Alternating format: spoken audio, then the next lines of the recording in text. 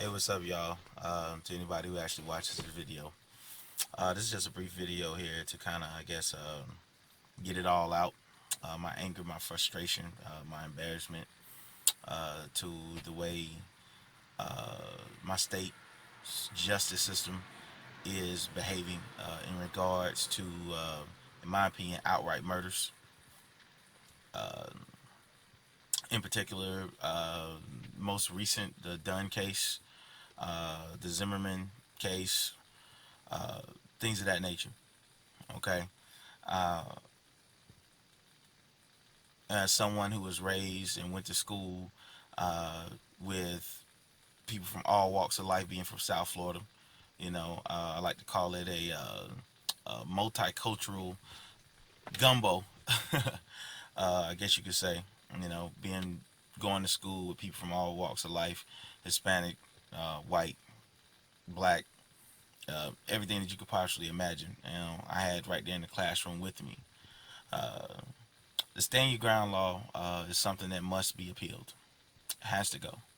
Has to go. It's I feel that it's threatening our way of life. It's threatening social progress, and it's causing just outright animosity and fear, outrage, all emotions that when you put together make a very very unstable uh, compound. I guess you could say. I think the justice system has failed us miserably. I feel that with the way it stands, that the message is clear that my life, our lives, that being African Americans, we are not equal. Our lives are not equal in the eyes of the law.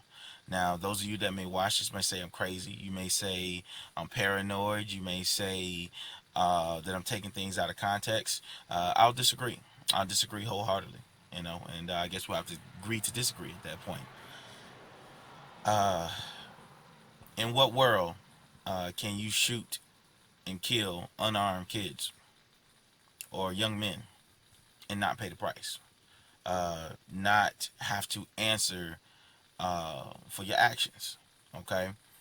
I like to create hypothetical situations in my mind, and the way I see it is stand your ground. Correct me in your comments, but the way I see it, if me and an individual were to get into a verbal altercation over whatever it may be, who cares what it may be, whether it be my music, whether he may determine me as a suspicious character in my own neighborhood, whatever, suspicious, yeah, I don't wonder what suspicious is. I don't know. My clothing, my color, whatever the case may be.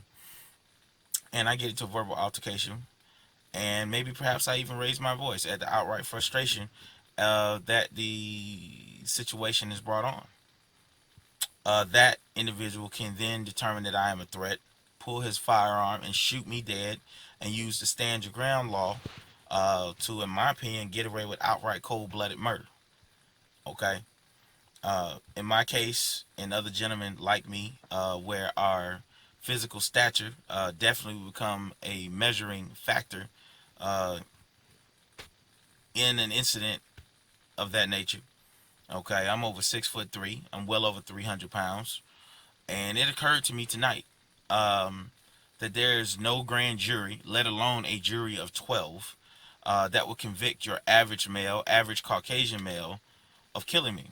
Once that my physical stature is made, becomes, I guess you could say, unveiled, or or presented to whoever the judging body may be.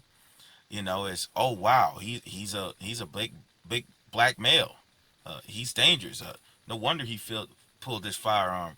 He could never defend himself against a man that size.